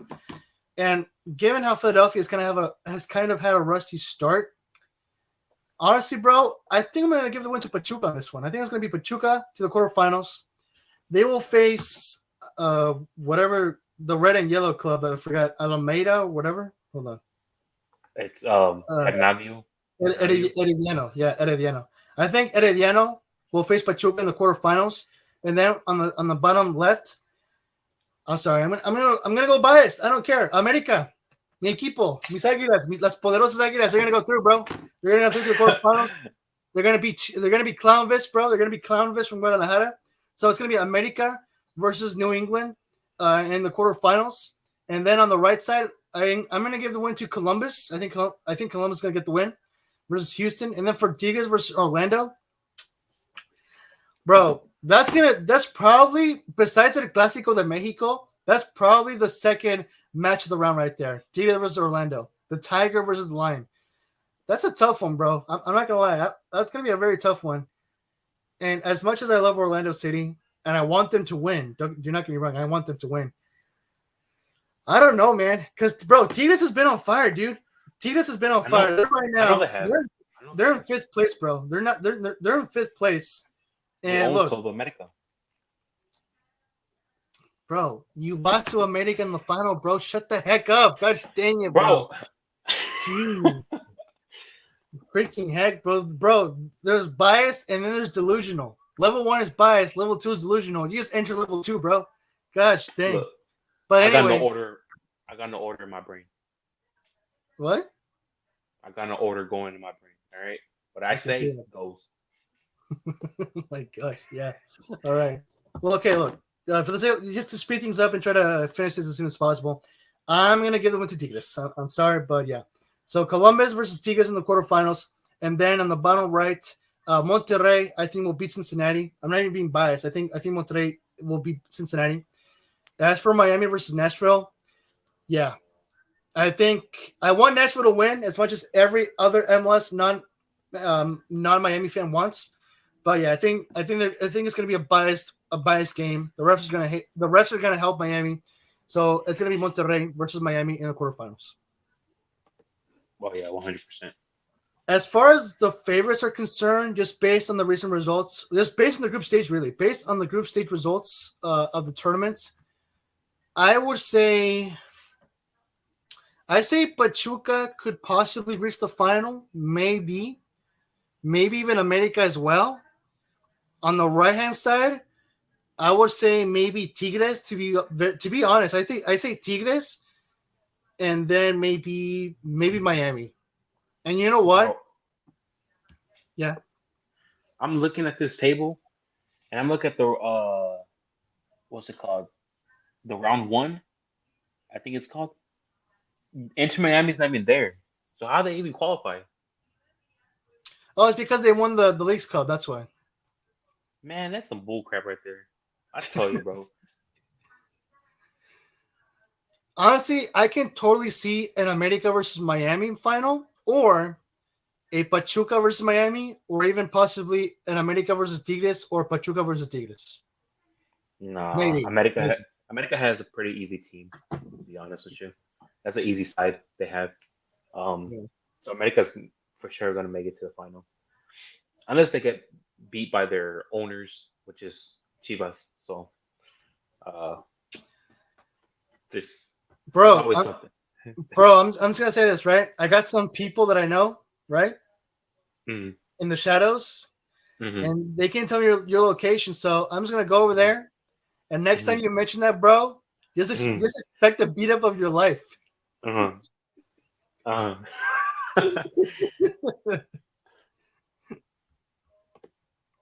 All right, then, Look, guys. look, Angel's in the chat, bro. Bro, it's because. Wait, are you being for real? Or it's because you freaking. It's because you freaking text. Nah, bro, It's because you freaking texted it. Freaking heck. Anyway, let's just catch up with the quick on live chat. Dario says crew, Chivas barely. Yeah, screw you. New England, Tigres, Monterrey, Nashville close game, and Pechuga. Oh my gosh, this guy. Wow, this guy says Nashville will eliminate Inter Miami. That's a surprise. That's a shocker right there. Wait, All right, isn't then, he an guys. Inter fan? What? Isn't he an Inter fan? Yeah, he is. You're going against your own team? That's crazy. That's hilarious, bro. How do you go against your own team? All right, moving on then, guys, to the next segment of the show. We're almost there, guys. Don't worry. So, of course, Matchday 3. I'm pretty sure it's already kicked off anyway. Let's take a look at the matches. So far, the only match that has kicked off, surprisingly, has been Minnesota versus Columbus. It's been 33 minutes since 11 a.m., and RSL and LFC have not kicked off yet. So I don't know what the hang-up is going on there. But Minnesota and Columbus are currently live right now, 0-0. They rescheduled to 3 o'clock. Yeah, they rescheduled to 3. Well, 3 in my time. Oh, okay, gotcha. All right. Well, okay, thank you very much, Gabriel, for that update. But yeah, so this, of course, this is your schedule, guys, for Match Day 3. Once again, Minnesota and Columbus are live. RSL and LAFC got rescheduled to 3 p.m. Central Time. Inter Miami versus Orlando City, the Florida Derby, or the Sunshine State Showdown, or whatever you want to call it. It's a derby with many names. That's at 1:30 p.m. Pacific. That's 4:30 p.m. Eastern. Vancouver versus Charlotte FC at 4:30 p.m. Pacific, 7:30 p.m. Eastern. Chicago versus Cincinnati at 5:30 p.m. Pacific, 8:30 Eastern. Dallas versus Montreal, also same hour. Houston versus New York Red Bulls, also same hour. And same hour for SKC versus Philadelphia, and St. Louis City versus NYCFC. Then we got Colorado Rapids versus Nashville at SC at 6:30 p.m. Pacific, 9:30 Eastern. We have Portland Timbers versus DC United at 7:30 p.m. Pacific, 10:30 Eastern, and the same hours for San Jose versus El Gauci, El Cali Clásico, and Seattle Sounders versus Austin FC to close up Soccer Saturday. And for Soccer Sunday, the only matchup for MLS is New England versus Toronto. That will be at 11 a.m. Pacific, 1 p.m. Eastern. So, Gabriel Games. I mean, I already posted my predictions yesterday through YouTube Shorts. So, Gabriel Games, I'll just leave it to you. Let me know your quick fire predictions. Let me say something real quick. Minnesota, Columbus is going to win that easy dub. Columbus with a dub. LAFC is going to win. Orlando's going to win. Charlotte will win. Chicago versus Cincinnati, I think it will be a tie. FC Dallas, easy dub. Philadelphia and Sporting, I think a tie. St. Louis with a dub. Houston Dynamo and New York Red Bulls are going to tie. Nashville will win. Sounders will win. Galaxy will win. Portland Timbers will lose. And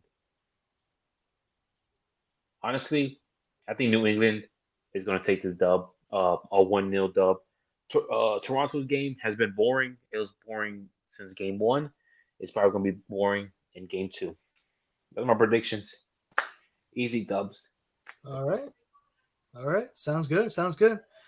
All right. Yeah. So that being said, let's move on. Just really quick before we end the segment. What are your Okay, first of all, score predictions, and who do you see scoring in today's Florida Derby, aka Sunshine State Showdown, aka El Clásico del Sol? For some weird heck reason, Gabriel, this derby has so many names. There's like no definitive name for it. So again, question is, what are your score prediction and who do you think is going to score? For the King of Alligators, I think it's going to be a 2-1. Orlando will win. The Alligator Derby. Who's the King of Alligators? The Alligator Derby. Wow. Nice. Or is it Crocodiles? I don't know. Whatever's in Florida. Florida is the Australia of the United States. Oh my god. Dude, that's brilliant, dude. That's a brilliant comment right there. I'm not wrong, though. Bro, I genuinely wonder what our boy Rufo would say to that. I should post it on Instagram and see what it says. Yeah, you should.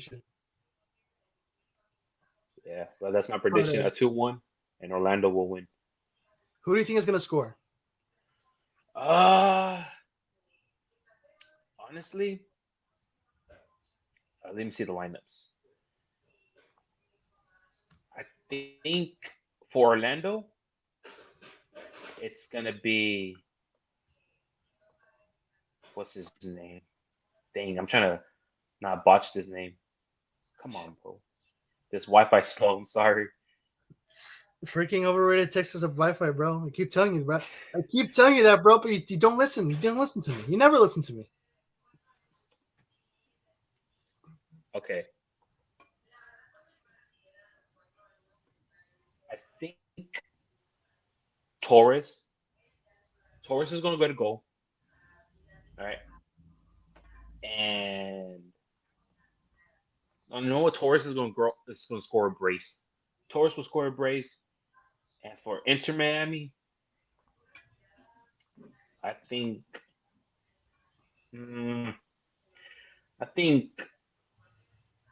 it's going to be header. It's going to be header, and Sergio Busquets is going to score that header. Okay, cool. All right, for me, well, in my predictions that I posted once again through YouTube Shorts, I predicted a 3-2 win for Miami, and I know. Bro, I like Orlando. I really want Orlando to win, but being realistic, also given the fact that it's being played at freaking Miami's home stadium, so obviously Miami has the advantage. So it's going to be a close game. It's going to be a close game without a single doubt. I'm also predicting it's going to be a goal fest. So in this case, a 5-goal thriller, 3-2. But I think Miami will probably win. As for the goal scorers for Orlando, I'm going to say Duncan McGuire. McGuire's going to score. And I hope he scores because, I hope he scores because I put him in my MLS fantasy team. So Duncan McGuire, if you're watching, I really am depending on you, bro. So I think Duncan McGuire's going to score. And I don't know about Facundo Torres, honestly. Maybe, you know what? I'm going to say Nicolas Lodeiro. Nicolas Lodeiro's going to score his first goal for Orlando. Oh, I forgot Lodeiro's there. Matter of fact, I take a goal away from Torres, and Lodeiro's going to score that. And matter of fact, it's going to be a free kick. Watch. All right. Oh, wait, who did you say the second goal scorer would be for Orlando? Lodeiro. It's going to be Torres and Lodeiro. Oh, okay. Gotcha. All right. So for me, it's going to be Lodeiro and Duncan McGuire. For Miami, honestly, I would be kind of surprised if Messi does not score here. So I'm going to give 1 goal to Messi. And this may be a shocking prediction here. I am predicting that Luis Suarez will score his first MLS goal today. Bro, so what if you jinx it? What if you jinx it and you make Messi score a hat trick? I mean, to be fair, I would be happy only. Hey, hold on. I would be happy only because he's in my MLS fantasy team and I put him as captain. So that's fantasy, bro. Fantasy is in real life. Oh my gosh. Okay, for Miami, I'm gonna say Messi with a goal, Luis Suarez with the first goal in MLS, and Robert Taylor. Those 3 guys, the front 3. All right. Not bad. All right. So lastly, the final derby that I want to talk about, which is also today, is El Cali Clásico between my Los Angeles Galaxy and the San Jose Earthquakes. This will be played at San Jose. I'm not sure at which stadium, to be honest. Let me check that. It's going to be played at. Is it in the home? At PayPal Park. It's going to be played at PayPal Park. Where's PayPal Park at? Well, that's the home of San Jose Earthquakes. but sometimes they play it at other different stadiums for some weird heck reason. I think for attendance purposes. So in this case, it's going to be played at PayPal Park. And Gabriel Games, your score predictions and who will score. Um, it's gonna be a 4-1 scoreline for Wow.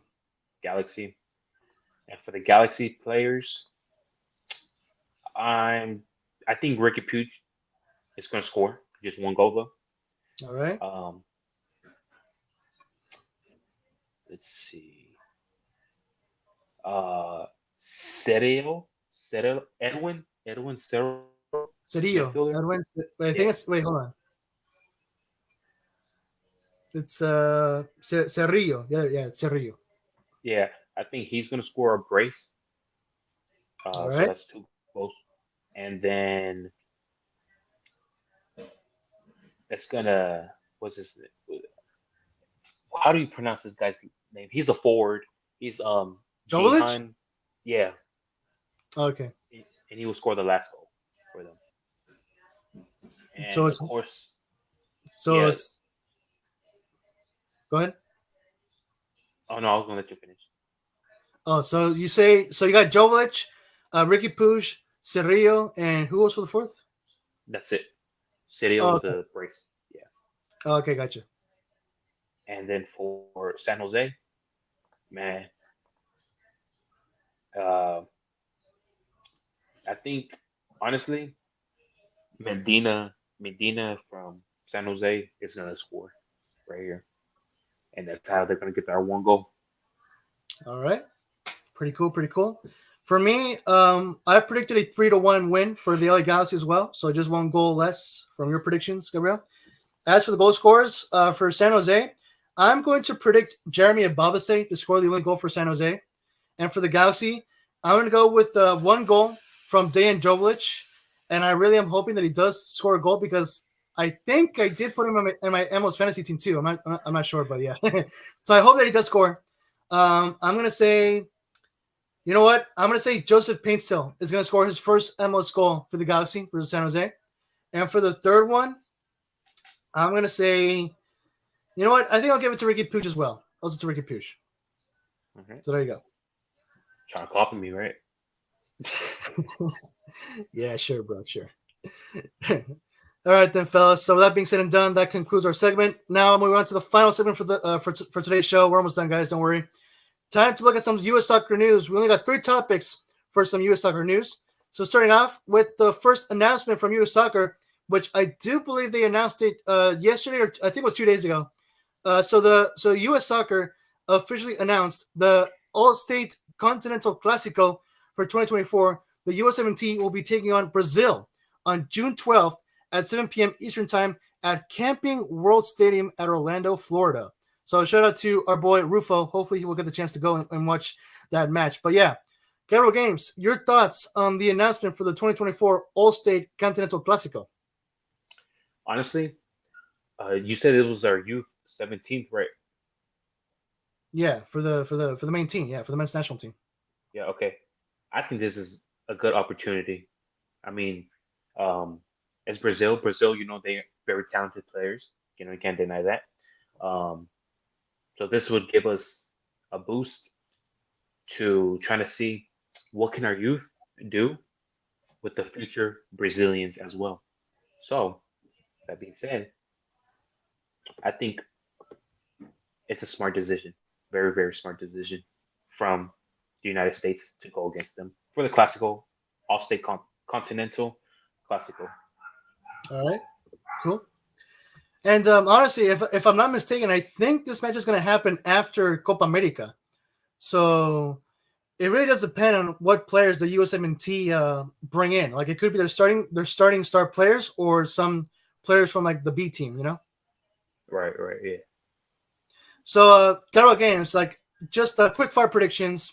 Who do you think is going to win? I think it's gonna be a tie. I think it's gonna be a 1-1 tie. Honest with you. Okay. Well, honestly, I think the USMNT has some of like more than a few years without having a win against Brazil. In fact, I don't know when is the last time they beat Brazil. So Honestly, I don't know if the U17 could break that losing streak against Brazil. I hope they do, of course. But honestly, I'm going to say a 2-1 win for Brazil. I think Brazil's going to get the win here. Maybe. I think it's likely, but yeah. I mean, I wouldn't be mad regardless. Um, but I think it's going to be a tie. All right, cool. All right, then, guys. So, with that being said, let's move on to the next topic of U.S. soccer news. So, yesterday, the new 2024 Copa America USMNT home kit got leaked on the internet. And of course, this also got posted on Footy Headlines. So yeah, with no other words being said, with that being said, Gabriel Games, what are your thoughts on the new 2024 Copa America home kit for the U17? I like it. I like it. I like the stripes on the collar, on the sleeves, and the blue kind of going right here. Um, again, you know, and what are those dots? Are those polka dots around it, or or is that just a watermark? So confused. I think it's just a watermark. Um, but it looks like tiger stripes, kind of. I kind of like it. Kind of brings a better representation for the United States men's national team. And of course, we're going to win that trophy, the Copa America. Um, it's going to be an easy dub for sure, for sure. I like the jersey, you know. Yeah, I agree with you. Actually, you mentioned about tiger stripes. Actually, like you mean on the sleeve cups, right? Yeah. I'm trying to look at both screens. Yeah, well, So, they're not tiger stripes. They're like they're horizontal, like yeah, they're horizontal stripes on the okay. sleeve cups. Yeah. Yeah, but I still like it though. I still like Yeah, I agree, and yeah, totally agree. Same thing with you. I also do like this kid. To believe it or not, there were some people that did not like this kid. They weren't much of a fan when they first looked at it. But in my opinion, I like it. I legit do like it. In fact, in my opinion, I think it is a good upgrade from their 2022 World Cup kid. That kid was a disaster, dude. That was just an awful, horrible looking kid. This for me is a fantastic upgrade. Like, yes, it's a plain white T-shirt again, but at least the outlook, like at least the outline of the kit, the details, the small details, does make it stand out, and it looks it. good. It makes it look good. Like you Yeah. said, I like the horizontal stripes on the sleeve cuffs. You also got the stripes going on the color, and then it transitions to blue on the right hand side of the kit, looking on the perspective of the jersey. But yeah, overall, I like this kit as well. I like it very much as well. What would you rate it from 1 to 10? Honestly, I'll give it a 9. That's very beautiful. I mean, this you can if you were at a distance and someone were to see you, they'd be like, "Oh yeah, that's the United States jersey," compared to last season's, where you'd be like, "Is that England's or is that the United States?" So I I totally give it a agree. 9. I I give it a totally 9. agree with this kid. It totally differentiates them from England because essentially Nike uses like practically the Nike practically uses the same like designs, if you will, with both the U.S. and England, and I personally find that annoying. So I agree with you. I think this kid does differentiate them from England. So it's a good job from Nike right there. Yeah, for sure. Copy and paste.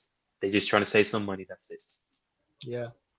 For me, from 1 to 10, I would rate this. I would give it an 8.5, 8.5 out of 10. It's a clean looking Yeah. kid. It's a very nice clean looking kid. One of the best for the men's, to be honest. Yeah, yeah. I think one can argue with that.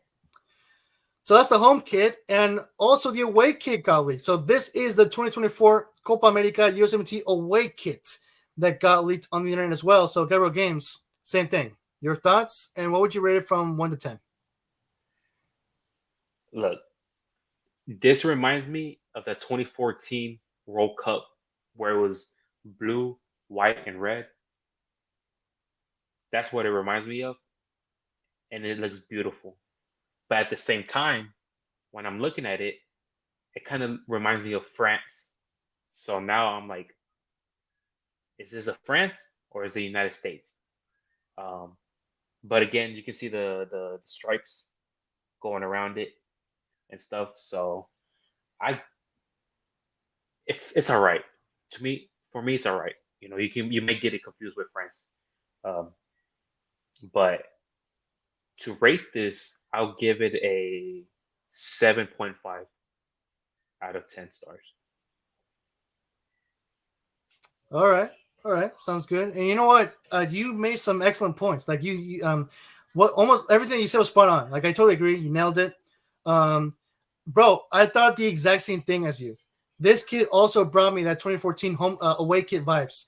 I think it was red, white, and blue. I think, if I'm not mistaken, or was it blue, white, and red?